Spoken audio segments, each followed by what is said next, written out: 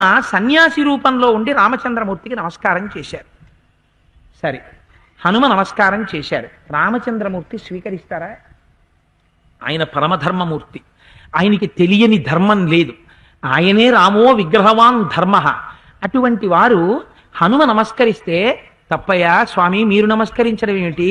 మీరు సన్యాసులు, మేం గృహస్థులం, మీరు నమస్కరించకూడదు అని వెంటనే రామలక్ష్మణులు ఏం చెయ్యాలి? కుడి చెయ్యి పైనేసి రెండు చెవులు పట్టుకుని ప్రవర చెప్పి నమస్కారం చెయ్యాలి. ఇంతకుముందు మనం చూశాం కదా, తండ్రి గారి దగ్గరికి వెడితేనే బాలకాండలో రెండు చెవులు పట్టుకుని నేను వర్మాహంభోభివాదయే, నేను రామవర్మను వచ్చాను అని నమస్కారం చేశారు. అటువంటి వారు ఎదురుగుండా సన్యాసి వస్తే నమస్కారం చేయకుండా ఉంటారా? గృహస్థాశ్రమంలో అరుంధతితో ఉన్నటువంటి అగస్త్య మహర్షి కనపడితేనే గబగబా వంగి రెండు పాదములను తన చేతులతో పట్టుకుని నమస్కరించారే, నరుడిగా ఉన్నారు కనుక. అంతటి ధర్మమూర్తి అయిన రాముడు సన్యాసి వేషంలో ఉన్నటువంటి హనుమ నమస్కారం చేస్తే తాను స్వీకరిస్తారా? ఈ విషయాన్ని మీరు జ్ఞాపకం పెట్టుకుని అలా ఉంచండి. స్వీకరించారా స్వీకరించలేదా తర్వాత చెప్తాను. అలా ఉంచి ఒక విషయాన్ని వినండి.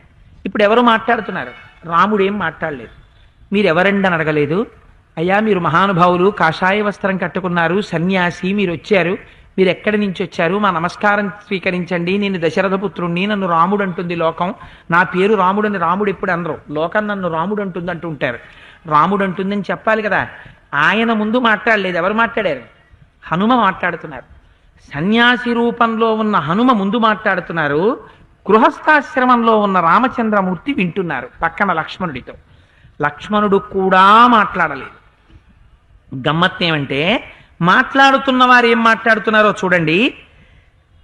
రాజర్షి దేవ ప్రతిమౌ తాపసౌ సంసితవ్రతౌ దేశం కథమిమం ప్రాప్తౌ భవంతౌ వరవర్ణితౌ త్రాసయంతౌ మృగగణ నాణ్యంశ్చ వనచారిణ పంపా తీర రుహాన్ వృక్ష వీక్షమాణౌ సమంతతః ఇమాం నదీం శుభజలాం శోభయంతౌ తపస్వినౌ ధైర్యవంతౌ సువర్ణాభౌ కౌ యువాం క్షీరమాససౌ నిశ్వసంతౌ వరభుజౌ పీడయంతా విమాహ ప్రజాః సింహ విప్రేక్షితౌ వీరౌ సింహాతి బలవిక్రమౌ శక్రచాప నిభే చాపే గృహీత్వా శత్రుసూదనౌ శ్రీమంతౌ రూపసంపన్నౌ వృషభశ్రేష్ఠ విక్రమౌ హస్తి హస్తోపమభుజౌ ద్యుతిమంతౌ నరర్షభౌ ప్రభయా పర్వతేంద్రోయం యువయౌ రవభాసితః రాజార్హాపమర ప్రఖ్యౌ కథం దేశామిహాగతౌ పద్మపత్రేక్షణౌ వీరౌ జటామండలధారిణౌ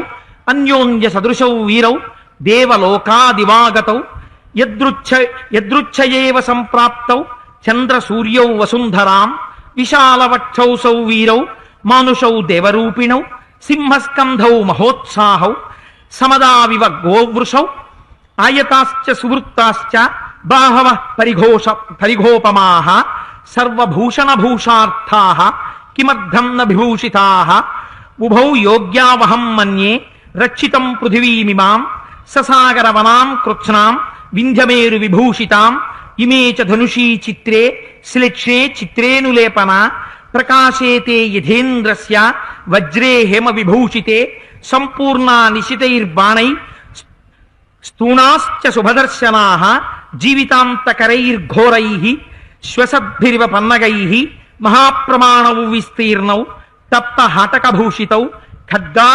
ఖడ్గావేతౌ విరాజేతే నిర్ముక్తావివ పన్నగౌ ఏవం మాం పరిభాషాంతం కస్మాద్వై నాభిభాషతః సుగ్రీవో నామ ధర్మాత్మా కశ్చిద్వానరయూథపః వీరో వినికృతో భ్రాత్రా జగద్భ్రమ సుగ్రీవేణ మహాత్మన రాజ్ఞా వానరముఖ్యానాం హనుమాన్నమ వానరః యువాభ్యాం సహ ధర్మాత్మా సుగ్రీవః సఖ్యమిచ్చతి తస్య మాం సచివం విత్తం వానరం పవనాత్మజం భిక్షురూప ప్రతిచ్ఛిన్నం సుగ్రీవ ప్రియకామ్యయా ఋష్యమూకాదిహ ప్రాప్తం కామగం కామరూపిణం ఏవముక్త్వా తు హనుమాం స్తౌ వీరౌ రామలక్ష్మణౌ వాక్యజ్ఞౌ వాక్యకుశలః పునర్నోవాచ కించన.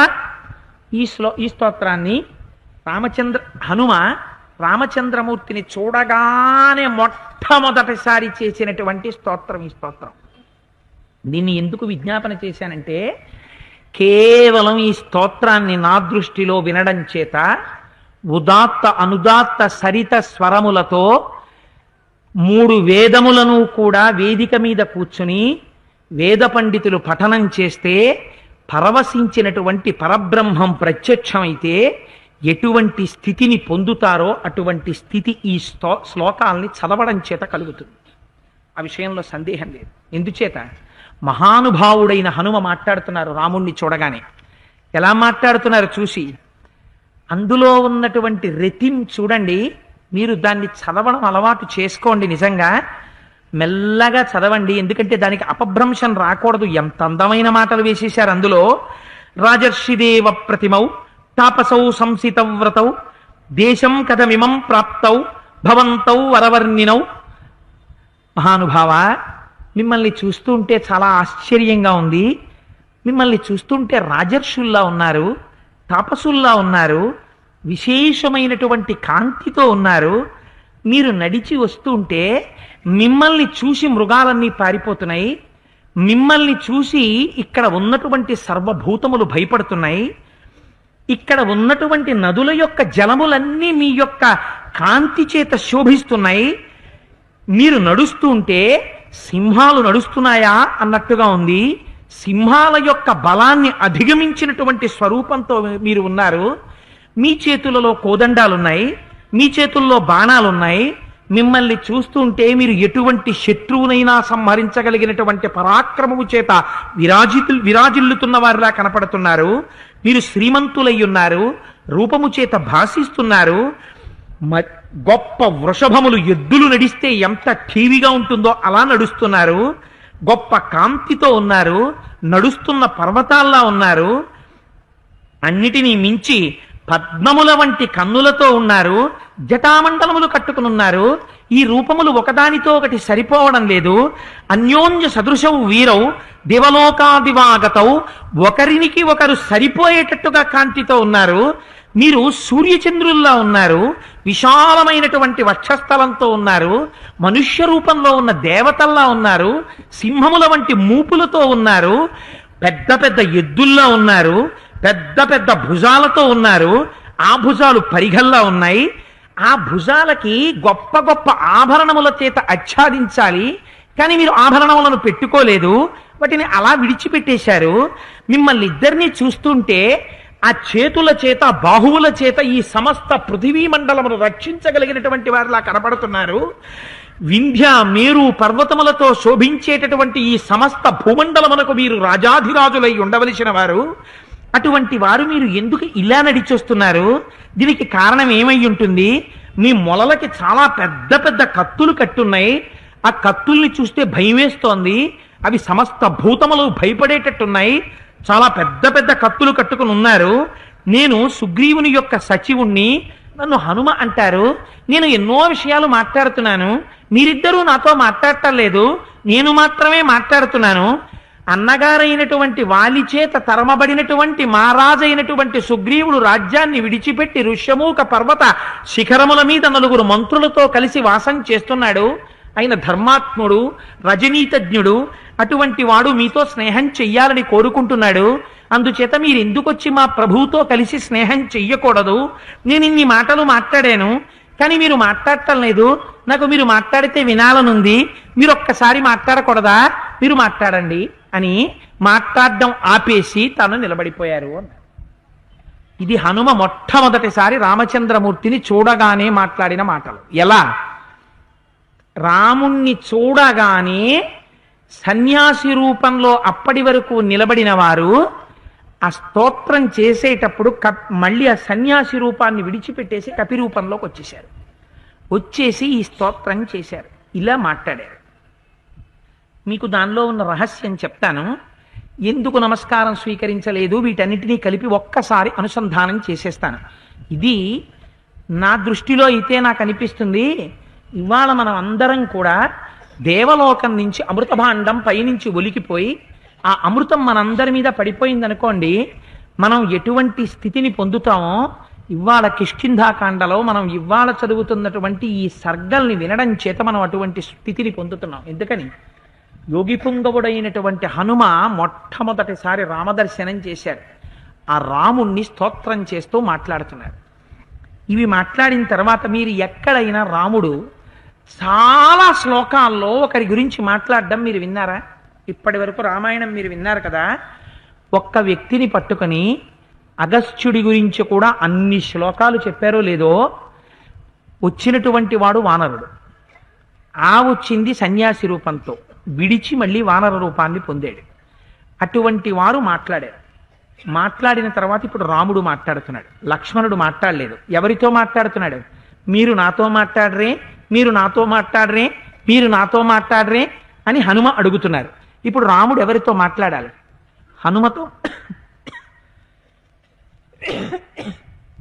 హనుమతో మాట్లాడాలి.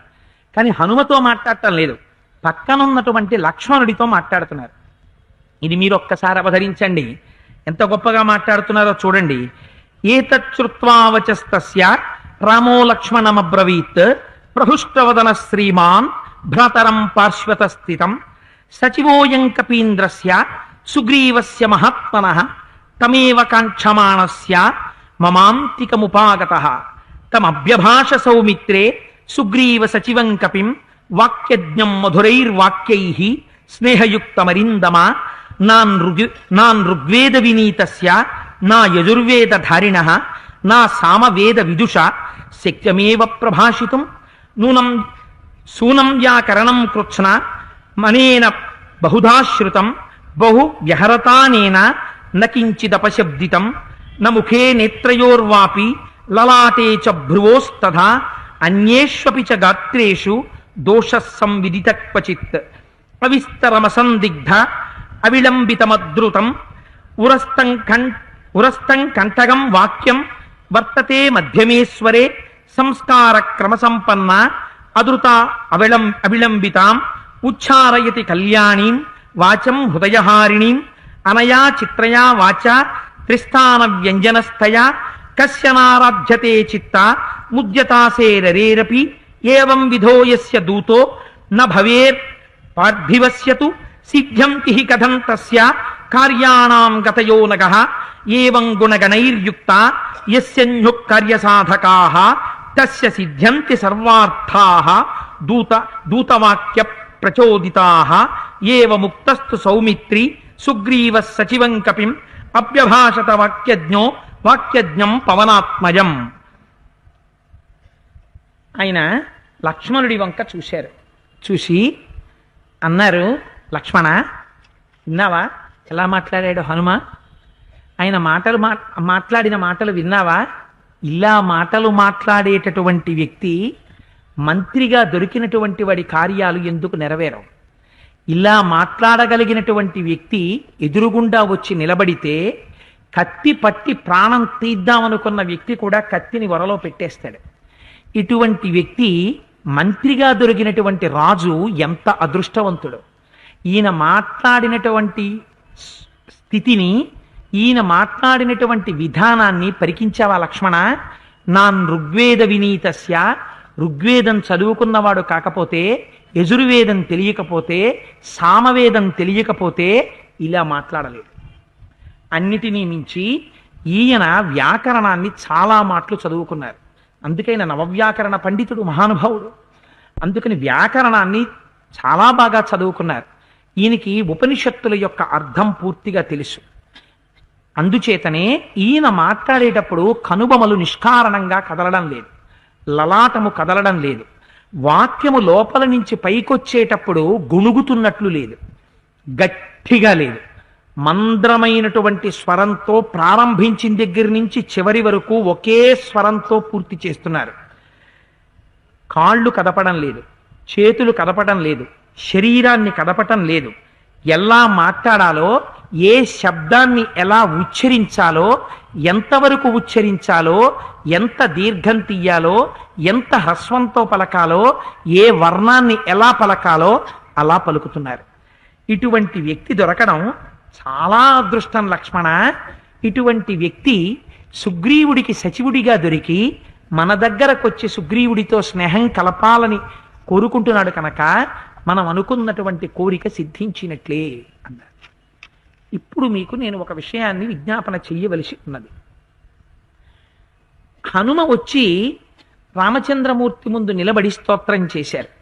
నేను ఆ స్తోత్రం అంత గొప్పది అని ఎందుకన్నాను అంటే, నిజంగా రాముడు రాముడిగానే కనపడ్డాడు అనుకోండి, రాముడు రాముడిగానే కనపడుతున్నాను హనుమకి అని రాముడికి తెలుసు అనుకోండి, ఈ రెండింటిల్లో ఏది యథార్థమైనా హనుమ చేసిన నమస్కారాన్ని రాముడు స్వీకరించాడు, రాముడికి హనుమ నమస్కారం చేయడు. వెళ్ళి చూడగానే హనుమకి కనపడినటువంటిది రాముడు కనపడలేదు, శ్రీ మహావిష్ణువు కనపడ్డాడు. ఎందుకు కనపడ్డారంటే, అందుకే పక్కనున్న లక్ష్మణుడు రామునికి బాహువులుగా కలిసిపోయి కనపడ్డారు. కనపడి చతుర్భుజుడైనటువంటి శ్రీ మహావిష్ణువుని దర్శనం చేశారు. వేద వేద్యే పరే పుంసీజాతే దశరథాత్మజే వేద ప్రచేత సాదాసీత్ సాక్షాత్ రామాయణాత్మన. వేదము చేత ప్రతిపాదింపబడినటువంటి పరబ్రహ్మ స్వరూపమే రాముడిగా నడిచొచ్చింది. కానీ ఆ రాముడు నరుడిగానే అందరికీ కనపడ్డాడు. తను మొట్టమొదట దర్శనమిస్తూనే ఒక్కరికి మాత్రం చతుర్భుజుడైనటువంటి శ్రీ మహావిష్ణువుగా దర్శనమిచ్చారు. అలా ప్రకటంగా మహర్షి అనకుండా గుప్తంగా దాచారు. తాను శ్రీ మహావిష్ణువుగా నిలబడ్డారు కనుకనే సన్యాసిగా వచ్చినటువంటి హనుమ చేసిన స్తోత్రానికి అంగీకరించారు. ఆయన చేసిన నమస్కారాన్ని తాను స్వీకరించారు.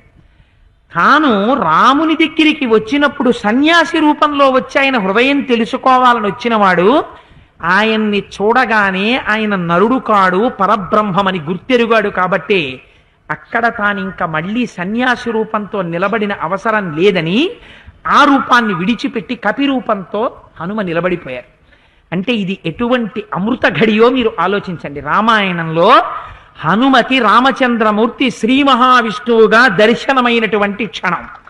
ఆ దర్శనమైనటువంటి క్షణంలో వాక్యజ్ఞుడైనటువంటి హనుమ స్తోత్రం చేసినటువంటి క్షణం.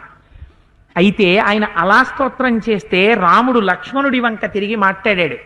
ఎందుకని? శ్రీ మహావిష్ణువుగా దర్శనం అది. అందుకని తాను ప్రత్యక్షంగా మాట్లాడలా, లక్ష్మణుడి ద్వారా మాట్లాడారు.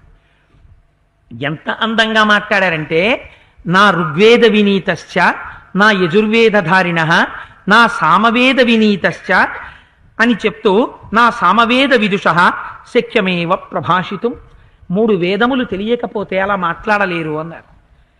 మనకి 4 వేదములు కదా, 3 అంటారు ఏమిటి అనుకుంటాం. కానీ ప్రధానంగా స్వరాన్ని బట్టి తాత్పర్యాన్ని బట్టి వేదాన్ని 3గా చెప్తారు. త్రైవేద్యం హృద్యం త్రిపురహరమాద్యం త్రినయనం జటాభారోధారోచలదురగహారం మృగధరం మహాదేవం దేవం మయి సదయ భావం పశుపతిం చిదాలంబం సాంబం అని హృదమతి విడంబం హృది భజే అని శంకరాచార్యులు వారు శివానంద లహరిలో స్తోత్రం చేస్తారు. త్రైవేద్యం హృద్యం త్రిపురహరమాద్యం త్రినయనం అని త్రైవేద్యం అని వేదాన్ని 3గా చెప్తారు. అందుచేత ఇక్కడ రామచంద్రమూర్తి ఋగ్వేదము యజుర్వేదము సామవేదము తెలియకపోతే ఇలా మాట్లాడలేడు అన్నారు. అందులో అలా మాట్లాడలేడు అని అనడంలో హనుమ తనని శ్రీ మహావిష్ణువుగా ఎలా దర్శనం చేశారో చెప్పేశారు మనకి. ఎలా, అందులో ఎక్కడ సామవేదం ఉంది, ఎక్కడ ఋగ్వేదం ఉంది, ఎక్కడ యజుర్వేదం ఉంది చెప్పండి నాకు ఆ శ్లోకాల్లో. ఆ శ్లోకాల్లో ఎక్కడైనా వేదానికి సంబంధించినటువంటి మంత్రాలు ఉన్నాయా? మరి ఎందుకు చెప్పినట్టు అంటే, మనకి ఋగ్వేదంలో ఒక గొప్పతనం ఉంది. ఋగ్వేదంలో అన్నీ కూడా చాలా భాగం దేవతలకి సంబంధించినటువంటి స్తుతి వాక్యాలు ఉంటాయి. భగవద్ దర్శనాన్ని పొందినటువంటి ఋషులు భగవంతుణ్ణి స్తోత్రం చేసినటువంటి విధానం అంతా కూడా స్తోత్రాలన్నీ ఋగ్వేదంలో ఉంటాయి. అయితే ఋగ్వేదానికి ఉన్న గొప్పతనం అగ్ని సూక్తంతో మొదలవుతుంది, అగ్ని సూక్తంతో పూర్తవుతుంది. ఇక్కడ ఉన్నారు వేద పండితులు. అగ్ని సూక్తంతో ప్రారంభమై అగ్ని సూక్తంతో పూర్తయ్యేటటువంటి ఋగ్వేదం అయితే కేవలం అగ్ని అనబడేటటువంటి దేవతని స్తోత్రం చేస్తోందా? కాదు. అగ్ని అంటే దహించేటటువంటి స్వరూపం ఉన్నది. అజ్ఞానం పోవడమే జ్ఞానం రావడం, జ్ఞానం రావడమే అజ్ఞానం పోవడం. జ్ఞానమే ఈశ్వర స్వరూపం. అందుకని అక్కడ అగ్ని సూక్తము అంటే అది ఆత్మ యొక్క స్వరూపాన్ని చెప్పడం. ఆ ఆత్మ ఏకమేవా అద్వితీయం బ్రహ్మ ఉన్నదొక్కటే పదార్థం. ఆ ఒక్క పదార్థం ఈ లోకాన్ని రక్షణ చెయ్యడం కోసమని అజాయమానో బహుధా విజాయతే అనేకమైన స్వరూపాల్ని పొందింది. ఒకటి అడిగాడు, నేను ఇంట్లో చావకూడదు, బయట చావకూడదు, జంతువు చేత చావకూడదు, పాము చేత చావకూడదు, రాక్షసుల చేత చావకూడదు, దేవతల చేత చావకూడదు, పగలు చావకూడదు, రాత్రి చావకూడదు, పైన చావకూడదు, కింద చావకూడదు, అస్త్రంతో చావకూడదు, శస్త్రంతో చావకూడదు, బతికున్న దాంతో చావకూడదు, చచ్చిపోయిన దాంతో చావకూడదు, ఇన్ని అడిగాడు. అడిగితే ఆయన ఏం చేశారు? గాలిన్ కుంభిని అగ్ని అంబువల ఆకాశస్థలన్ దిక్కులన్ రేలన్ ఘస్త్రములన్ అడగల హిరణ్యకశిపుడు? అడిగితే ఇంట్లో కాదు, బయట కాదు, గడప మీద, పగలు కాదు, రాత్రి కాదు, అసుర సంధ్యవేళ, బతికున్నవి కావు, చచ్చిపోయినవి కావు, గోళ్ళు, మనిషి కాడు, మృగము కాదు, నరసింహావతారము, పైన కాదు, కింద కాదు, గడప మీద, ఇన్ని ఎగ్జంప్షన్స్ ని తీసుకొచ్చేసి చీల్చి చంపేశారా లేదా? ఎందుకు వచ్చింది అవతారం? మన్ని రక్షించడానికి, దుష్టుల్ని సంహరించడానికి. లేకపోతే ఆయన సరదాగా వచ్చారా నృసింహావతారంలో వద్దామని? రాలేదు. లోకాన్ని రక్షించడానికి, పరిత్రాణాయ సాధూనాం వినాశాయ చ దుష్కృతాం ధర్మ సంస్థాపనార్థాయ సంభవామి యుగే యుగే. అసలు ఒక శరీరాన్ని, ఒక ఆకారాన్ని, ఒక రూపాన్ని, ఒక నామాన్ని పొందవలసినటువంటి అవసరం లేనటువంటి పరమాత్మ లోకమును రక్షించుట కొరకు అనేక రూపములతో, అనేక నామములతో, అనేక స్వరూపములతో తనంత తానుగా తనని తాను సృష్టించుకుని ఒక తల్లి కడుపున పుట్టి ఈ లోకమును రక్షించుతున్నాడు. ఒక్కొక్క నాడు తల్లి కడుపులోంచి రాకపోయినా అవతారమును స్వీకరించినాడు. అందుచేత అది అజాయమానో బహుధా విజాయతే. అందుకని అటువంటి స్వరూపంతో పరమాత్మ వచ్చాడు. కేవలం ఉన్నది ఒక్కటే పదార్థము. ఏకస్త్వమేవ బహుధా భవభాసి లోకే నిశంక ధీర్ వృషభకేతన మల్లినాథ శ్రీభ్రామరి ప్రియ సుఖాశ్రయ లోకనాథ. ఉన్న ఒక్కటే పదార్థము అనేకమైనటువంటి రూపాల్ని పొంది ఇన్ని రూపాలుగా కనపడుతోంది. ఇన్ని రూపాలుగా ఉన్నది ఒక్క రూపముగా మారిపోవడమే ఆత్మస్వరూపంగా దర్శనం అవ్వడం. ఇన్ని రూపాలుగా ఆరాధింపబడుతున్న పరమాత్మ ఇవాళ కాళ్ళు చేతులతో కదిలి వస్తున్నటువంటి రమింప చేయగలిగిన ఆనంద స్వరూపమై అందరికీ భార్య పక్కన లేక ఏడుస్తున్నవాడిగా కనపడినటువంటి రాముడు స్వతహముగా తాను ఆత్మారాముడిగా, ఆనందరాముడిగా హనుమకి దర్శనమిచ్చారు. ఎందుకని? హనుమ యోగి పుంగవుడు కనుక. ఒక యోగికి ఎలా దర్శనమిచ్చారో అలా దర్శనమిచ్చారు.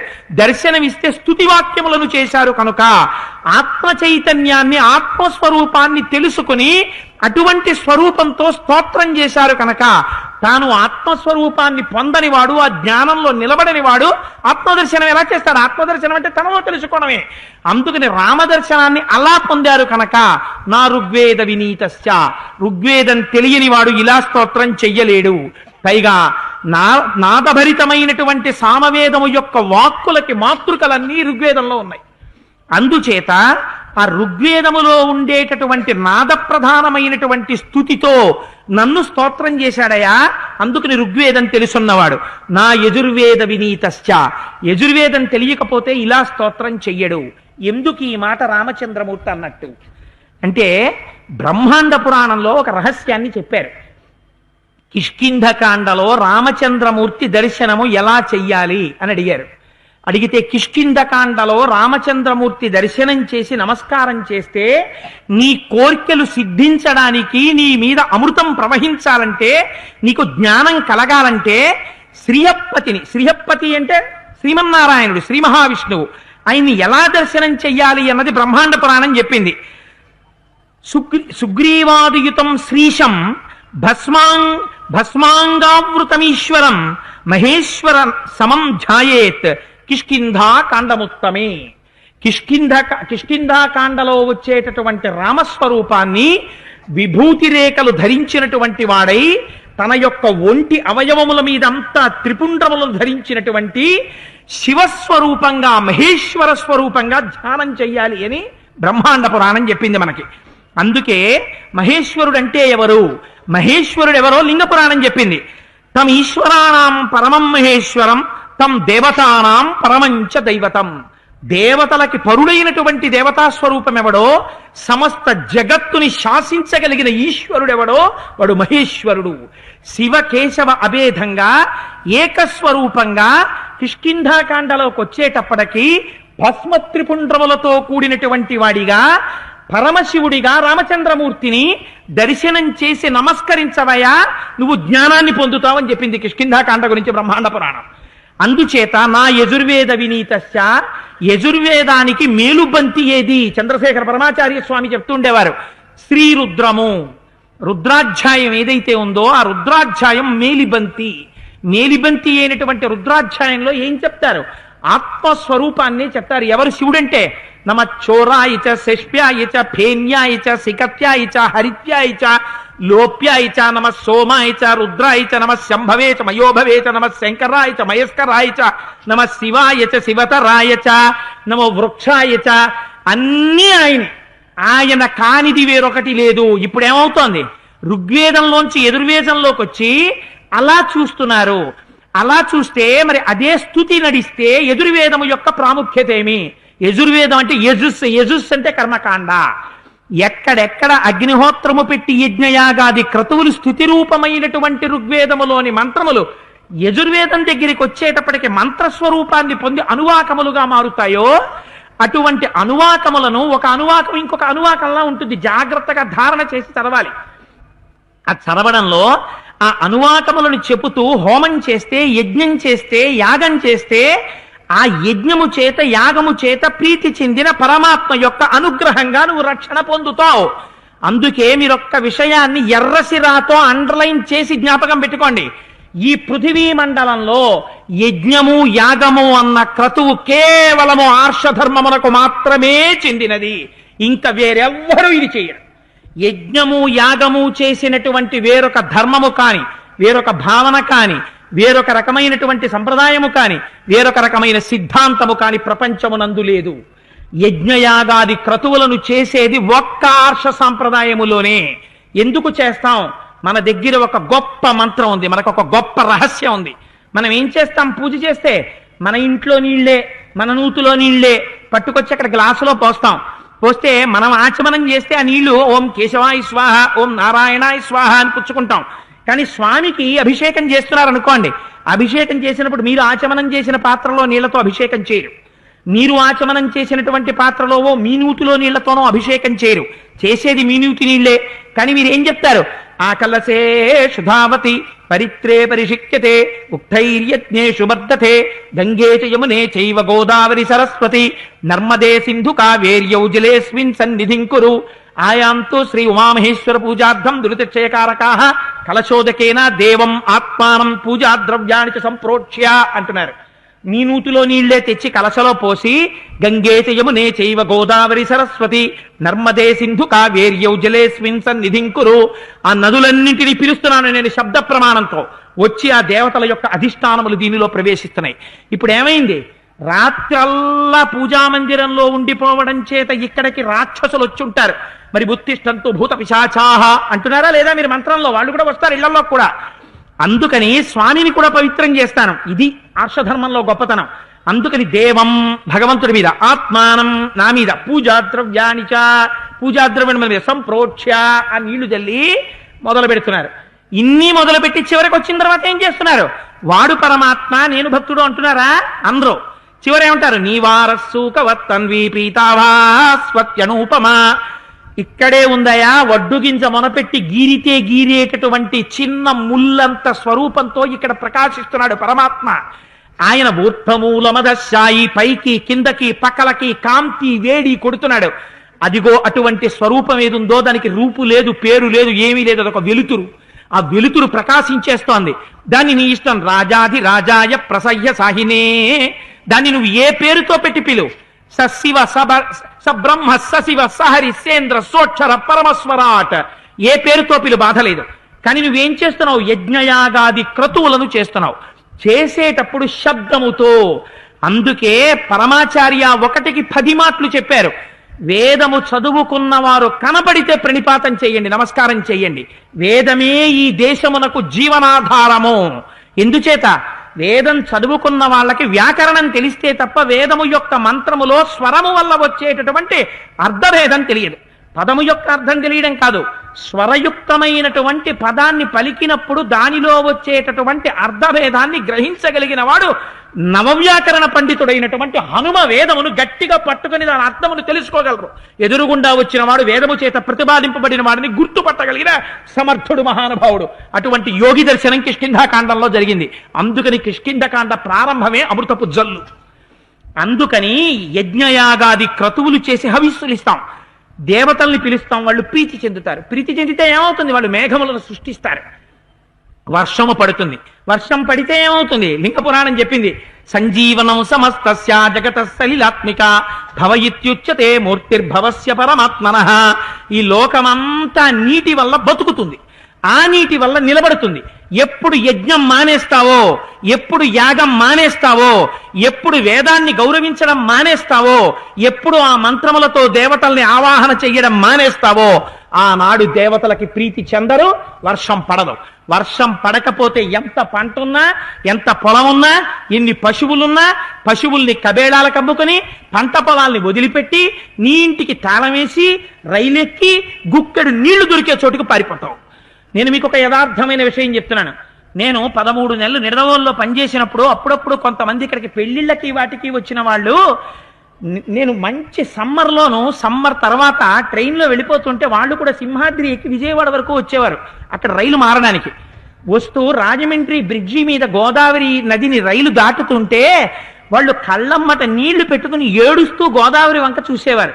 నేను ఒకనాడు ఒక ఆవిడని అడిగాను, ఎందుకమ్మా ఏడుస్తారు, ఎందుకు గోదావరిని చూశాను అంటే ఆవిడంది, మీరు ఎంత అదృష్టవంతులండి, మీరు పుట్టినప్పటి నుంచి ఇక్కడ ఉన్నారు కాబట్టి మీకు తెలియదు గోదావరి విలువ.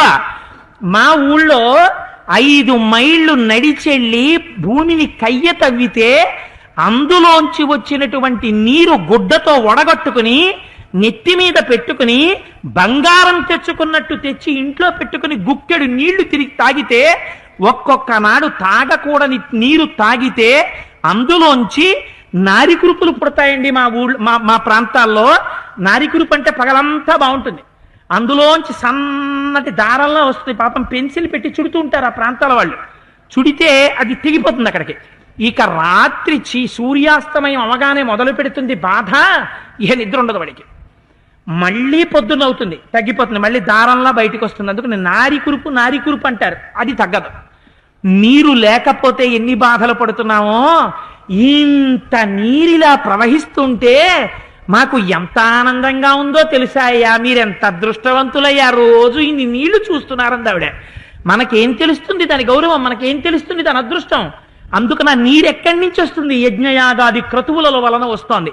యజ్ఞయాగాది క్రతువులు దేని వల్ల వస్తున్నాయి? వేదము వల్ల వస్తున్నాయి. వేద మంత్రమును స్వరితముతో చదవడం చేత దేవతల్ని ఎలా ప్రీతి చెందించచ్చో కర్మకాండ అంటే మరొకటి అనుకోకండి మీరు. యజ్ఞయాగాది క్రతువులను చెయ్యడం, స్వరంతో మంత్రం చెప్పడం వచ్చిన వాడైతే తప్ప ఈ యజుర్వేదాన్ని తెలుసుకోలేడు. యజుర్వేదమునకు మేలిబంతి అయినటువంటి శ్రీరుద్రాన్ని అర్థం చేసుకోలేడు. శ్రీరుద్రం మంత్రం తెలుస్తుందేమో కానీ వ్యాకరణ పండితుడైతే తప్ప రుద్రార్థం తెలియదు. రుద్రార్థం అంటే ఆత్మస్వరూపం తెలియాలి. ఆత్మస్వరూపం తెలిస్తే తప్ప శివకేశవుల మధ్య భేదం లేని ఆత్మస్వరూపం తెలియదు. ఆత్మస్వరూపం తెలిస్తే తప్ప విభూతి పుండ్రాలు పెట్టుకున్న రాముడు కనబడడు. రాముడు అలా కనబడితే తప్ప కిష్కింధకాండలో రామదర్శనం పూర్తవదు. అలా పూర్తయితే తప్ప రాముడు పరబ్రహ్మమని మీకు తెలియదు. అలా తెలుసుకున్నవాడు హనుమ ఒక్కరే. అందుకే హనుమ కిష్కింధకాండలో ఋగ్వేద యజుర్వేదములతో స్తోత్రం చేశారు. మరి సామవేదం ఎక్కడిది అంటే, మాట్లాడేటప్పుడు సంగీతం ఎంత జాగ్రత్తగా పాడతారో, ఎలా స్వరాన్ని పలుకుతారో, సామవేదం అంతా సంగీతమే. దీర్ఘమైనటువంటి ఆ దీర్ఘం తీస్తూ ఆ మంత్రాన్ని ఎక్కడ దోషం లేకుండా లోపల బాగా వాయువుని కుంభించగలిగినటువంటి వాళ్ళ సామవేదం చదువుతారు. ఒకవేళ మనం చాలా అదృష్టవంతులం అయితే ఈశ్వరానుగ్రహం చేత మహాసామ్రాజ్య పట్టాభిషేకం చేసిన రోజున ఎవరైనా సామవేద పండితులు ఉంటే అయ్యా తీసుకురండి, వారు చక్కగా సామవేదం అందంగా చదివితే విందురు గాని ఆ రోజున రామచంద్రమూర్తి సింహాసనం మీద కూర్చుంటే చెప్తారు, అయ్యా రామచంద్రమూర్తి సామవేదం అవధారయా వినండి అంటారు. అంటే వారు సామవేదం చదువుతారు. అయ్యా యజుర్వేదం అవధారయా అంటారంటే యజుర్వేదం చదువుతారు. అయ్యా ఋగ్వేదం అవధారయా అంటారంటే ఋగ్వేద మంత్రాన్ని చదువుతారు. అయ్యా ఉపనిషత్వాక్యం అవధారయా ఓ ఉపనిషత్వాక్యం చదువుతారు. గీతాశ్లోకం అవధారయా ఓ గీతాశ్లోకం చదువుతారు. ఎన్నైనా చెయ్యొచ్చు. మీలో ఎవరైనా బాగా పాట పాడగలిగిన వాళ్ళు ఉంటే, అంటే అందరూ పేర్లు ఇచ్చేస్తే బాబాయ్ చాలా ఇబ్బంది, కానీ ఒక్క గీతమవధారయ అంటే ఓ పాట వింటారు స్వామి ఆ రోజున కూర్చుని ఇక్కడ. అలాగే వెంకటేశ్వర స్వామి వారికి పద్మావతి శ్రీనివాసుల పరిణయమని జరుగుతుంటుంది నారాయణవనంలో. ఏడాదికి ఒక్కసారి మీరు వెడితే దేశంలో ఉన్నటువంటి పెద్ద పెద్ద సంగీత వాగ్గేయకారులు వస్తారు. ప్రధాన అర్చకుడు నిలబడి చెప్తారు, స్వామి ఇదిగో మృదంగధ్వనిమవధారయ అంటారు. అంటే వాళ్ళు మృదంగం వాయిస్తారు కాసేపు, ఆ ధ్వనిని వింటారు స్వామి, విని సంతోషిస్తారు. ఎవరికున్న కళని ఈశ్వరార్పణం చెయ్యడం ఒక్కటే ఈ జాతికొచ్చు. ఇది నాకొచ్చని విర్రవీగడం మనకి చేత కాదు, ఏదైనా ఈశ్వరార్పణం చేసేస్తాం మళ్ళీ. అందుచేత అదిగోనయ్యా అటువంటి వాడయా వ్యాకరణం చదువుకున్నాడు, వేదము యొక్క అంగములు తెలుసు ఆయనకి, శిక్ష వ్యాకరణము మొదలైనవి తెలుసు. కాబట్టే మాట్లాడేటప్పుడు లలాటములు కదపడు, కనుబొమలు కదపడు, చాలా గట్టిగా మాట్లాడు, చాలా గొణుగుతున్నట్టు మాట్లాడు, మంద్రస్వరంతో మాట్లాడతాడు. ఆ మాట వింటున్నప్పుడు పాము ముందు నాదస్వరం ఊదినట్టు మంత్ర ముగ్ధుల్ని చేసి కూర్చోపెట్టేస్తుంది. ఆ నోటి వెంట వచ్చేటటువంటి మాట ఈశ్వరుని యొక్క ఉపాసన బలం ఉంది. అందుచేత చేసినటువంటిది చూశావా ఎటువంటి హనుమో, ఇటువంటి హనుమ మంత్రిగా ఉంటే రాజు కార్యములు ఎందుకు నెరవేరవు, పనులు జరిగి తీరుతాయి. అటువంటి వారయ్యా హనుమ లక్ష్మణ. అంటే మీకేం జరిగింది, పైకి దర్శనమైందని చెప్పకుండా హనుమ చేసినది రామదర్శనం, సాక్షాత్తు శ్రీమన్నారాయణ దర్శనం, పరబ్రహ్మ దర్శనం అని శ్లోకములతో నిరూపించారు మహానుభావుడు. నిరూపించి అందుచేత ఈ వేదములు తెలియనటువంటి వాడు ఇలా మాట్లాడలేడని చెప్తే ఆయన అన్నారు, రామచంద్రమూర్తి లక్ష్మణుడి వంక చూసి, లక్ష్మణ మనం ఎవరమో ఎందుకు వచ్చామో హనుమకి చెప్పు అన్నారు. ఏతచ్చుత్వా వచస్తస్య రామో లక్ష్మణమబ్రవీత్ ప్రహుష్టవదన శ్రీమాన్ భ్రతరం పార్శ్వత స్థితం. అప్పుడు ఆ మాటలు ఎప్పుడైతే రామచంద్రమూర్తి చెప్పిన మాటలు విన్నారో అప్పుడే ఆనందంతో సుగ్రీవుడి దగ్గరికి మనస్సుతో వెళ్ళిపోయారట హనుమ, కార్యం నెరవేరిపోయిందని. అప్పుడు మళ్ళీ ఆ లక్ష్మణుడు నేను రామచంద్రమూర్తి యొక్క తమ్ముణ్ణి అరణ్యానికి వచ్చానన్న తర్వాత హనుమ అడుగుతారు, కిమర్థం తం వనం ఘోరం పంపకానన మండితం ఆగత సనుజో దుర్గం నానావ్యాళం మృగాయుతం తస్య తద్వచనం శ్రుత్వా లక్ష్మణో రామచోదితః ఆచచక్షే మహాత్మానం రామం దశరథాత్మజం రాజా దశరథో నామ ద్యుతిమాన్ ధర్మవత్సలః చాతుర్వర్ణ్యం స్వధర్మేణ నిత్యమేవాభ్యపాలయత్ నద్వేష్టా విద్యతే తస్య నచ సద్వేష్టి కంచన నచ సర్వేషు భూతేషు పితామహ యువాపరః అగ్నిష్టోమాదిభిర్యజ్ఞైః ఇష్టవానాప్తదక్షిణైః. లక్ష్మణ మనం ఎవరమో చెప్పమన్నారు. చెప్పమంటే అయ్యా హనుమ ఈయన మహానుభావుడు దశరథ మహారాజు గారి యొక్క కుమారుడు. ఆ దశరథుడు పరమ ధర్మాత్ముడై రాజ్యాన్ని పరిపాలించాడు. దశరథుడు ఉన్నప్పుడు దశరథుడు ఎవరినీ ద్వేషించలేదు, ఎవ్వరూ దశరథుడిని ద్వేషించలేదు. చతుర్ముఖ బ్రహ్మగారు అందరి చేత ఎలా గౌరవింపబడతారో అలా దశరథుడు లోకులందరి చేత గౌరవింపబడినవాడు. అటువంటి రాముడు తండ్రి మాటకి కట్టుబడి అరణ్యవాసానికి వచ్చాడు.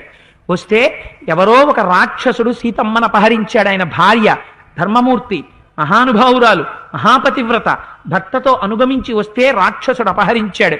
అతనెవరో మాకు తెలియదు. వస్తుండగా మధ్యలో కబంధుడు కనబడ్డాడు. ఆయన్ని సంహరించి ఆయన శరీరాన్ని దహిస్తే ఆయన మళ్ళీ ధనువు అనేటటువంటి శరీరాన్ని పొంది మాకు ఒక మాట చెప్పాడు, వెళ్ళి సుగ్రీవుడితో స్నేహం చెయ్యండి అని చెప్పాడు. అందుచేత మేము బయలుదేరి వచ్చాం.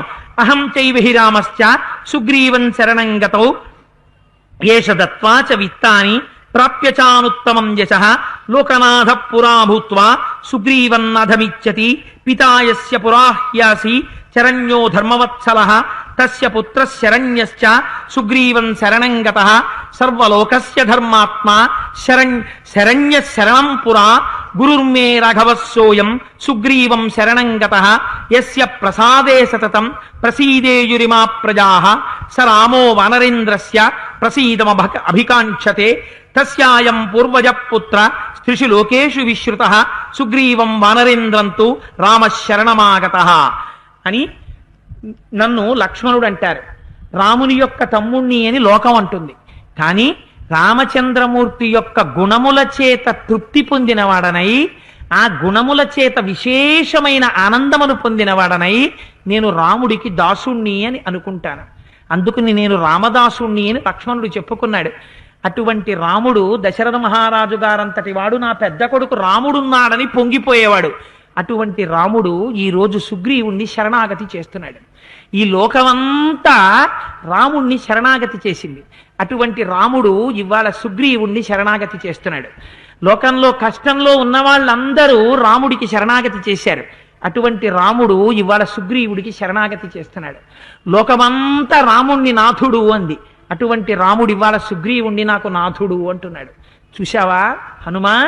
అందుచేత మేము ఇవాళ సుగ్రీవుణ్ణి మిత్రుడిగా పొందాలనుకుంటున్నాం. అందులో ఆక్రోశం ఉంది, బాధ ఉంది, ఎంతో గుండెల్లో పరివేదన ఉంది. ఒక వానరుడు, అయినా రాజ్యభ్రష్టుడు, పర్వత శిఖరం మీద ఉన్నాడు. అటువంటి వాడి మిత్రత్వం కోసమని ఇంత కష్టపడి నడిచొచ్చి భార్య పక్కన లేదని బాధపడి అన్నయ్య నారచీర కట్టుకుని లోకములను శాసించగలిగిన వాడు ధర్మానికి కట్టుబడిపోయి కబంధుడు నీకు ఇప్పుడు ఒక మిత్రుడు ఉండాలన్నాడు కనుక ఆ వానరుణ్ణి తక్కువగా చూడకన్నాడు కనుక ఆ సుగ్రీవుడితో స్నేహం చేస్తాను, సుగ్రీవుడు నా మిత్రుడు, సుగ్రీవుణ్ణి శరణాగతి చేస్తున్నాను, ఆయనున్న కొండ మీదకి ఈయనెడుతున్నాడు కనుక ఆయన్ని నాథుడిగా వరిస్తున్నాడయ్యా. ఏమి లోకమయ్యా, ఏమి కాలమయ్యా! నిజంగా రాముడు శరణాగతి చెయ్యడమా? చూశావా విచిత్రం? ఆ రాముడు ఇవాళ శరణాగతి చేసి నాథుడిగా సుగ్రీవుణ్ణి అంగీకరించాడు అని ఈ మాట చెప్తే హనుమ అన్నారట, ఈదృశా బుద్ధి సంపన్న జితక్రోధా జితేంద్రియా ద్రష్టవ్యా వనరేంద్రేణ దృష్ట్వా దర్శనమాగతాః. జితేంద్రియులై ధర్మాత్ములైనటువంటి రామలక్ష్మణుల్ని చూడడం మా సుగ్రీవుడికి కూడా చాలా సంతోషంగా ఉంటుంది. రెండయ్యా మిమ్మల్ని తీసుకెడతాను అని యోగి అయిన వాడు ఏం చేస్తాడు? భగవద్ దర్శనం అయిన తర్వాత దాన్ని ఒడిచిపెడతాడా? ఇక్కడ దాచుకుంటాడు, దాన్ని వహిస్తాడు. అందుకని ఏం చేశాట? భిక్షు రూపం పరిత్యజ్య వానరం రూపమాస్థిత పృష్ఠమారోప్యతౌ వీరౌ జగామ కపికుంజర. రామలక్ష్మణులు ఇద్దరినీ తన వీపు మీద కూర్చోపెట్టుకుని, రండి రామ లక్ష్మణ, మిమ్మల్ని సుగ్రీవుడికి దగ్గరికి తీసుకెడతానని పరమ సంతోషంగా ఆ సుగ్రీవుడు కూడా సంతోషిస్తున్నాడు. చూసి ఓహో మన హనుమ తీసుకొస్తున్నారంటే వచ్చినటువంటి వాళ్ళు మన స్నేహితులట. ఇద్దరిని తన యొక్క వీపు మీద కూర్చోపెట్టుకుని పరమ ఆనందంగా హనుమ అంతటి వారు పొంగిపోతూ రామలక్ష్మణులు ఇద్దరినీ తీసుకుని ఆ ఋష్యమూక పర్వత శిఖరముల మీదకి ఎక్కుతున్నారు. అక్కడ రేపటి రోజున సుగ్రీవుడితో సమాగమం జరుగుతుంది. ఎంత అందంగా మాట్లాడతారో, ఎటువంటి ఉపాసనో, ఎంత అద్భుతమో రేపటి రోజున స్వామి నన్ను అనుగ్రహించి నా చేత పలికించుగాక అని ప్రార్థన చేస్తూ పరమేశ్వర స్వరూపమైన సభకి నమస్కారం. నిన్నటి రోజు ఉపన్యాసాన్ని పూర్తి చేసే సమయానికి మీకు ఒక మాట విజ్ఞాపన చేసి ఉన్నాను. భిక్షురూపం పరిత్యజ్య వానరం రూపమాస్థిత పృష్ఠమారోప్యతౌ వీరౌ జగామ కపికుంజర అని మహానుభావుడైనటువంటి హనుమ తన వీపు మీద రామలక్ష్మణులు ఇద్దరిని ఎక్కించుకున్నటువంటి వారై బయలుదేరి ఆ ఋష్యమూక పర్వత శిఖరాల్ని దాటి ఆ మలయ పర్వతం ఉన్నటువంటి ప్రాంతానికి తీసుకుని వెళ్ళారు. వెళ్ళిన తరువాత అయితే మీరు ఇక్కడ ఒక విషయాన్ని జ్ఞాపకం పెట్టుకోవాలి, చాలా జాగ్రత్తగా విషయాన్ని గమనిస్తూ వెళ్ళాలి. కిష్కింధకాండలో మొట్టమొదటి హనుమ రామచంద్రమూర్తుల యొక్క సమాగమంలో బయలుదేరినప్పుడు సుగ్రీవుడు నువ్వు వేషం మార్చుకుని వెళ్ళు అన్నాడు. అంటే సన్యాసి రూపాన్ని ధరించారు. సన్యాసి రూపం ధరించి రామచంద్రమూర్తి దగ్గరికి వెళ్ళారు. రాముడితో మాట్లాడుతున్నప్పుడు నాకు ఈ వేషం అక్కర్లేదు అని చెప్పి ఆ వేషాన్ని విడిచిపెట్టేశారు. యథార్థమైన స్వరూపంతో కపిరూపంతోనే మాట్లాడాడు. తదనంతరం మళ్ళీ రామలక్ష్మణులు ఇద్దరినీ తన వీపు మీద ఎక్కించుకుని ఆ ఋష్యమూక పర్వత శిఖరాల్ని దాటి మలయ పర్వత శిఖరాల దగ్గరికి వచ్చేటప్పటికీ సుగ్రీవుడు చూసేటప్పటికి మళ్ళీ సన్యాసిగా మారారు. ఎందుకలా మారడం అంటే, లేకపోతే సుగ్రీవుడు నమ్మడు. నేను ఒకలా చెప్తే తను ఒకలా చేసుకొచ్చాడు, నేను వేరు వేషంతో వెళ్ళమని చెప్పాను, కానీ తాను మాత్రం స్వస్వరూపంతో వెళ్ళాడు, అందుచేత సరిగ్గా కనుక్కుని వచ్చాడో కనుక్కు రాలేదో అని అనుమానం వస్తుంది. ఒకటి. రెండు, ప్రభువు ఆజ్ఞ ధిక్కరించినట్టు అవుతుంది. మూడు, రామచంద్రమూర్తి ఎవరో తను తెలుసుకోగలరు, కానీ అలా తెలుసుకోగలిగిన శక్తి సుగ్రీవుడికి లేదు. అందుకని తను తీసుకొచ్చి పరిచయం చేసిన తరువాత మాత్రమే సుగ్రీవుడు రామచంద్రమూర్తిని బాగా విశ్వసించగలడు, ఆ స్నేహాన్ని ఏర్పరచుకోగలడు. అందుచేత ముందు తాను మళ్ళీ ప్రభువు దగ్గరికి వచ్చినప్పుడు మాత్రం సన్యాసి వేషంతో వచ్చారు. వచ్చి ఆ రామలక్ష్మణులు ఇద్దరినీ తీసుకొచ్చి సుగ్రీవుడికి పరిచయం చేస్తున్నారు. అయం రామో మహాప్రాజ్ఞ సంప్రాప్తో దృఢ విక్రమ లక్ష్మణేన సహ భ్రాత్ర రామోయం సత్యవిక్రమ. సుగ్రీవ, వచ్చినటువంటి వాడు మహాప్రాజ్ఞుడైనటువంటి రామచంద్రమూర్తి. ఎందుక మొట్టమొదటి ఆ విశేషణం వెయ్యడం? రామోయం మహాప్రాజ్ఞ అన్నారు. ఆయన మహాప్రాజ్ఞుడయ్యా, సామాన్యుడైన వ్యక్తి కాడు వచ్చినవాడు. ఈ మాట ఎందుకు చెప్పడం? సుగ్రీవుడు తర్వాత ఒక మాట వింటాడు. రామచంద్రమూర్తి యొక్క జీవితం గురించి వింటూ అరణ్యవాసానికి వచ్చాడు. రాజ్యాన్ని తండ్రి గారు ఇవ్వలేదు. ఎందుకు ఇవ్వలేదు? తను కైకమ్మకి వరం ఇచ్చాడు కాబట్టి రాముణ్ణి అడవికి పంపాడు. ఆయన ఆచారము తెలియకో లేకపోతే నడువడి తెలియకో రాజ్యాన్ని విడిచిపెట్టినవాడు కాడు. తండ్రిని ధర్మమునందు నిలబెట్టడం కోసం తనంత తానుగా రాజ్యమును విడిచిపెట్టి అరణ్యవాసమునకు వచ్చినవాడు. అందుచేత రాముడు అరణ్యవాసంలో ఉన్నాడు, సుగ్రీవుడు అరణ్యవాసంలో ఉన్నాడు. సుగ్రీవుడు ఎందుకున్నాడు అరణ్యవాసంలో? తనంత తానుగా వచ్చినవాడు కాడు. అన్నగారు తన్ని భూమండలం అంతా తిప్పి సంపకుండా వదిలేశాడు. వదిలేస్తే మలయపర్వత శిఖరాల మీద తిరుగుతున్నాడు. 2, రాముని భార్య సీతమ్మని రావణాసురుడు అపహరించాడు. సుగ్రీవుడి భార్య రుమని సుగ్రీవుడి అన్నగారు వాలి అపహరించాడు. సుగ్రీవుడి చుట్టూ 4 మంత్రులున్నారు. రాముడి పక్కన ఒక్క తమ్ముడు లక్ష్మణుడున్నాడు. ఇలా సమానత్వాన్ని చూసుకుని నాకు ఈయనకి పెద్ద తేడా ఏముంది, వీ బోత్ ఆర్ ఈక్వల్స్ అంటాడేమో గబుక్కుని. అలా సమానుడు కాదు సుమా, నువ్వు ఆ భావనతో ఉండకూడదు. రాముడంటే మహాప్రాజ్ఞుడు, తనంత తానుగా వచ్చిన వాడు, రాజ్యాన్ని విడిచిపెట్టి ఆయన ధర్మమూర్తి. ఆయనకి నీకు పోలిక లేదు, అందుచేత నువ్వు పోల్చుకోవడానికి వీలు లేదు. రాముడే తలుచుకుంటే అయోధ్యని కాదు, కోసల రాజ్యాన్ని కాదు తన యొక్క పరాక్రమంతో ఈ సమస్త భూమండలాన్ని గెలుచుకోగలిగినటువంటి సమర్థత ఉన్నవాడు.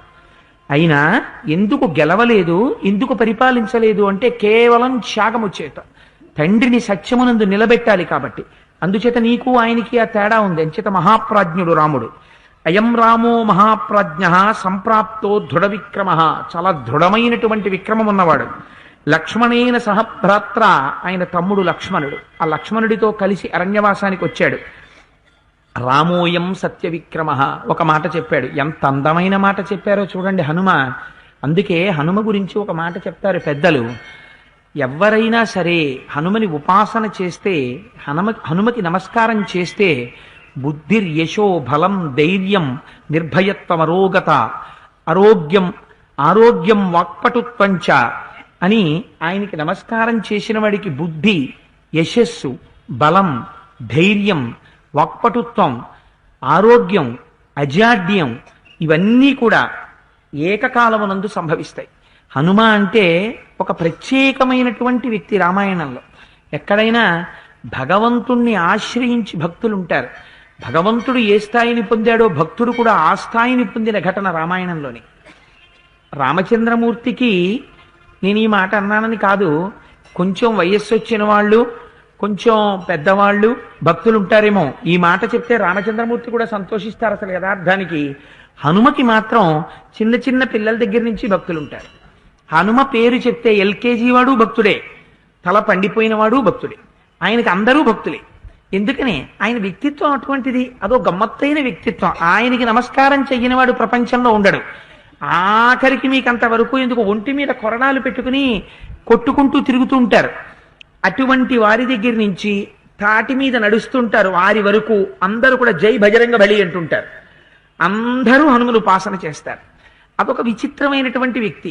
నోరు విప్పారా, సామాన్యమైనటువంటి ప్రాజ్ఞుడు కారు. అయ్య బాబోయ్ ఎంత అందంగా మాట్లాడతారో మహానుభావుడు. సత్య విక్రమ, రాముని యొక్క విక్రమం సామాన్యమైన విక్రమం కాదు. సత్యమే బలముగా కలిగినటువంటి వాడు, సత్యమే విక్రమముగా కలిగినటువంటి వాడు. అటువంటి వాడు రాముడు అని. ఇక్ష్వాకూణాం కులే జాతో రామో దశరథాత్మజ ధర్మే నిగదితశ్చైవ పితుర్నిర్దేశపారగ అదిగో ఆ తండ్రి అయినటువంటి దశరథ మహారాజు గారు అరణ్యవాసానికి పంపిస్తే అరణ్యవాసములకు వచ్చినటువంటి వాడు తప్ప ఆయన రాజ్యమును పోగొట్టుకోవడం అనేటటువంటిది ధర్మబద్ధమైనటువంటి నడువడి లేక పోగొట్టుకున్నవాడు కాడు. చేత ఆయన చాలా గొప్పవాడయ్యా, నీతో స్నేహం చెయ్యడానికి వచ్చాడు అని ఆ సుగ్రీవుడికి చెప్పి, ఇటువంటి మహానుభావుడు నీకు స్నేహితుడిగా లభించడం నీ అదృష్టం. ఈయన తన భార్య అయిన సీతమ్మతో తమ్ముడైన లక్ష్మణుడితో అరణ్యవాసానికి వస్తే ఆయన భార్య సీతమ్మని ఎవరో ఒక రాక్షసుడు అపహరించాడు. ఆ సీతమ్మని అన్వేషిస్తూ ఈ ప్రాంతానికి చేరుకున్నారు. నిన్ను శరణాగతి చేశాడు, నీతో స్నేహం చెయ్యాలనుకుంటున్నాడు. అందుచేత సుగ్రీవ, ఈయనతో నువ్వు స్నేహం చెయ్యవలసింది అన్నాడు. అంటే సుగ్రీవుడు అన్నాడు, భవాన్ ధర్మ వినీతశ్చ విక్రాంత సర్వవత్సల ఆఖ్యాత వాయుపుత్రేణ తత్వతో మే భవద్గుణాః. మహానుభావ రామ, మీకు గొప్ప తపస్సుంది, నీ దగ్గర అనేకమైనటువంటి గుణాలున్నాయి, నీకు విశేషమైనటువంటి ప్రేమ ఉంది. ఇన్ని గుణములు కలిగిన వాడు, ఇంత ప్రేమ కలిగినటువంటి వాడు, ఇటువంటి వ్యక్తి నాకు స్నేహితుడిగా లభించడం నా అదృష్టం. ఇటువంటి వ్యక్తి స్నేహితుడిగా లభిస్తే ప్రపంచంలో పొందలేనిది అన్నది ఏది ఉంటుంది? దేన్నైనా పొందొచ్చు. అందుచేత నేను అనుకుంటున్నాను, ఇది నాకు దేవతలు ఇచ్చినటువంటి వరమని అనుకుంటున్నాను అన్నారు. యథార్థం మీరు ఇక్కడే ఒక సూక్ష్మమైన విషయాన్ని జ్ఞాపకం పెట్టుకోవాలి. మీరు జీవితంలో ఎట్టి పరిస్థితులలోనూ ఇది నేను తప్పించుకోలేను అన్నది స్నేహం కాదు అని మీరు అనండి. పిల్లవాడు ఉంటాడు, మొట్టమొదట వాడికి ఎవరు తెలుసు? అమ్మ ఒక్కతే తెలుసు. అమ్మయే రక్షకురాలు అనుకుంటాడు. కొంతకాలం అయిన తర్వాత అమ్మ ఏం చెప్తుంది? నాన్న, నేను కాదురా రక్షకురాల్ని, నీకు నాకు కూడా ఒక రక్షకుడు ఉన్నాడు, ఆయన నీ తండ్రి అని తండ్రిని చూపిస్తుంది. అప్పుడు వాడు నాన్నగారండి అని తండ్రి వైపుకు పెడతాడు. అయిపోతుందా? ఇంకొంతకాలం అయిన తర్వాత వీడిని అన్నరా అంటుంది. అన్న తర్వాత ఆ అన్నగారు వచ్చి ఏవో పాటలు పాడుతుంటాడు, వాడింతుంటాడు వీడింతుంటాడు. వాడు పాట పాడుతుంటాడు, వీడు నవ్వుతుంటాడు. ఆ అన్న కనపడకపోతే వీడు బెంగెట్టుకుంటాడు. ఆఖరికి కారులో వెడుతున్నప్పుడు ముందు సీట్లో చిన్న వాడింత వాడు కూర్చుంటాడు, వెనక సీట్లో నిలబడి అన్నగారు ఇంతుంటాడు, వాడు ఏ 2వ క్లాసో 3వ క్లాసో చదువుకుంటూ వాడేమో అంత్యాక్షరిలో పాటలు పాడుతుంటాడు. పాడుతుంటే ఇంత చిన్న తమ్ముడికి ఎంత సంతోషమో ఇంతోటి అన్నగారిని చూసుకుని వెనక్కి తిరిగి అన్నగారు పాడుతుంటే వీడు పెద్ద నవ్వుతుంటాడు. మెల్లిమెల్లిగా అన్నదమ్ములు అక్క చెల్లెళ్ళు తెలుస్తారు. దీన్ని మించి వాడు స్కూల్కి ఎడతాడు. వెళ్ళాక ఏమిటి తెలుస్తుంది వాడికి? వాడు స్నేహం చేయడం మొదలెడతారు. మన పెద్దవాళ్ళు ఓ గమ్మత్తైన మాట ప్రయోగం చేశారు, స్నేహము అన్నారు. ఎక్కడైనా స్నిగ్ధ, స్నేహ ఇలాంటి మాటలు ప్రయోగిస్తే బీయింగ్ స్టిక్కీ అని. స్టిక్కీ అంటే అంటుకుని ఉండడం. తలకి మీరు క్యాస్టర్ ఆయిల్ అని వచ్చేది పూర్వం. మా చిన్నతనంలో ఆ ఎర్రటి క్యాస్టర్ ఆయిల్ రాసుకుంటే చాలా గొప్ప, అందుకని వీరే నువ్వు క్యాస్టర్ ఆయిల్ రాసుకోరా, బుర్ర చల్లగా ఉంటుంది అనేవారు ఇంట్లో. అందుకని ఆ క్యాస్టర్ ఆయిల్ రాసుకుంటే అది ఏంటంటే కొంచెం స్టిక్కీగా, అంటే జిగురుగా ఉంటుంది. ఆ స్నేహం జిగురుగా ఉంటుంది, అంటే అంటుకుని ఉంటుంది. అది ఏం చేస్తుంది? ప్రభావం చూపిస్తుంది మనస్సు మీద. స్నేహితుణ్ణి సెలెక్ట్ చేసుకోవడం మీ చేతిలో ఉండదు. మీరు ఇంట్లో ఉంటారు, ఒక వయస్సు వచ్చిన తర్వాత వాడు వీధిలో తిరుగుతాడు, మీ బలం క్షీణిస్తుంది, వాడి బలం పెరుగుతుంది. వాడు 10th క్లాస్లోకి వస్తాడు, వాడు ఇంటర్మీడియట్లోకి ఎడతాడు. నీ వయస్సు 45, 46కో వస్తుంది, నీకు కళ్ళజోడు వచ్చేస్తుంది, నువ్వు కొంచెం 18-25 వేసుకోవడం ప్రారంభమైపోతుంది. నువ్వు మార్నింగ్ వాక్ చేస్తే తప్ప నీ శరీరం నీకు అదుపులో లేని స్థితిలోకి వస్తుంది. నువ్వు అప్పుడప్పుడు తూలుతుంటావు, కొడుకు ఆసరా కొంచెం కావలసి వస్తుంది, వాడు బలం పెరుగుతుంటుంది. ఇప్పుడు వాడు బయట ప్రపంచంలో ఉండేటటువంటి అందరి వ్యక్తుల యొక్క మనస్థితుల చేత ప్రభావితుడవడం ప్రారంభమవుతాడు. మీరు స్నేహాలు చేయకే అంటే మీరేం ఆపలేరు. పెద్ద పొరపాటు ఎక్కడ జరుగుతుందంటే, నువ్వు స్నేహం చేయకు, నువ్వు స్నేహాలు పట్టకు, నువ్వు మంచి వాళ్ళతో స్నేహం చేయి. వాడికి ఏం తెలుస్తుంది ఇది మంచివాడు ఇది చెడ్డవాడని? ఒక పిల్లవాడు తనంత తాను ఒక మంచివాణ్ణి ఒక చెడ్డవాణ్ణి గుర్తుపట్టగలిగాడు అనుకోండి. గుర్తుపట్టగలిగితే అసలు తల్లిదండ్రులు స్నేహం గురించి చెప్పవలసిన అవసరం ఏముంటుంది? ఉండదు. మీరు తల్లిదండ్రులు పిల్లలకి చెప్పవలసినటువంటి దాన్ని ఒక గొప్ప విషయం చెప్పింది శాస్త్రం. ఏది చెప్పిందంటే, నాన్న ఒక్క విషయం తెలుసుకో, స్నేహం అనేటటువంటిది ఎలా ఉండాలంటే నీ వ్యక్తిత్వాన్ని పాడు చేసేది కాకూడదు. అదొక్కటే పరీక్ష స్నేహానికి. ఎందుచేత గాలి ఎప్పుడూ గాలి. గాలి ఒక పువ్వు మించి వెళ్ళిపోయింది అనుకోండి, బా ఎంత బాగుందో గాలి అంటాడు. కొత్తగా గాలి బాగుందా ఇవాళ? ఏం లేదు. అది జాజి పందిరి మించి వచ్చింది, అందుకని ఆ గాలి చాలా బాగుంటుంది. ఒక 3 రోజుల క్రితం మరణించినటువంటి కుక్క యొక్క పార్థివ దేహం అక్కడ పడుంది కుళ్ళిపోతూ, దాని మించి గాలి వచ్చింది. గాలిది దోషమా? బా ఎంత దుర్గంధమో బాబోయ్ అని చెప్పి ఇలా ముక్కు మూసుకుంటాడు. ఇప్పుడు గాలి కుక్క యొక్క శరీరం మించి వస్తే మీరు భరించలేకపోయారు, జాజి పందిరి మించి వస్తే మీరు భరించగలిగారు. గాలి సంగం పెట్టుకోవడంలో దోషం వచ్చింది. సంగం పెట్టుకోవడంలో దోషం రాకుండా తల్లిదండ్రులు నేర్పగలగాలి. అది మీరు క్లాస్ తీసుకున్నట్టు చెప్తే పిల్లలు వినరు. గమ్మత్తు ఏంటంటే, మీరు చాలా క్యాజువల్గా పిల్లలతో కలిసి ఒక బాల్కనీలో కూర్చున్నప్పుడు ఒక అందమైనటువంటి ఉదాహరణ ఒకటి చెప్పి పిల్లలకి, ఒరే ఒక ఇనప ముక్క ఉందిరా, దాని మీద నీళ్లు పడి కొంతకాలం నీళ్లలో ఉండిపోయిందనుకో ఏమవుతుంది? తుప్పు పట్టేస్తుంది. తుప్పు పడితే ఏమవుతుంది? కొన్నాళ్ళకి తుప్పుగా ఇనుము విరిగిపోతుంది. విరిగిపోతే ఏమవుతుంది? ఆ ఇనుము లేకుండా పోతుంది. ఆ ఇనుముకి నిప్పు తగిలింది, ఏమవుతుంది? వంగుతుంది. ఎలా ఉపయోగపడాలో ఆ రూపంలోకి వంగుతోంది. దీనివల్ల సంగము చేత నువ్వు ఎంచుకోవడంలో ఉంది. నువ్వు సమాజంలోకి వెళ్ళిన తర్వాత నువ్వు ఫలానా పిల్లాడితో స్నేహం చెయ్యకు అని చెప్పడం వల్ల ఏమవుతుందంటే దెబ్బలాట్లు వస్తాయి పిల్లలకి. వాడు తల్లిదండ్రులు ఇంట్లో చెప్పిన మాట యథార్థం కరెక్టే, కానీ వాడికి పాపం కుదరదు. అలాగా ఒక 40 మంది పిల్లల్లో 50 మంది పిల్లల్లో ఉన్నప్పుడు, ఒరే నీలాంటి వాడితో స్నేహం చెయ్యొద్దన్నారా మా అమ్మగారు, నువ్వు నాతో స్నేహం చేయకు, నువ్వు పో అన్నాడు అనుకోండి, వాడు కక్ష పెట్టుకుంటాడు. కక్ష పెట్టుకుని వీడి మీద వాడు ఏదో రకంగా ప్రతీకారానికి వస్తాడు. అది ఆ పిల్లాడికి మంచిది కాదు. మనం ఎవరో ఆ పిల్లలందరినీ బాగు చేసే ప్రయత్నంలో ఉండాలి, కానీ ఒక పిల్లవాడు చెడ్డవాడు, ఒక పిల్లవాడు మంచివాడు అని చెప్పకూడదు. అందుకే శాస్త్రం అంది, నీ పిల్లలకి నువ్వు చెప్పవలసింది ఏమిటో తెలుసా? స్నేహం విషయంలో ఎవరితో కలవడం చేత నీ జీవితం బాగుపడుతుందో, నిన్ను 10 మంది దూషించరో, నిన్ను 10 మంది ఫలానా వాడి స్నేహితుడు అని గౌరవిస్తారో, అలాంటి వాడితో స్నేహాన్ని వెంటనే పట్టుకో. సిమెంటు మీద నీరు పడింది, ఏమవుతుంది?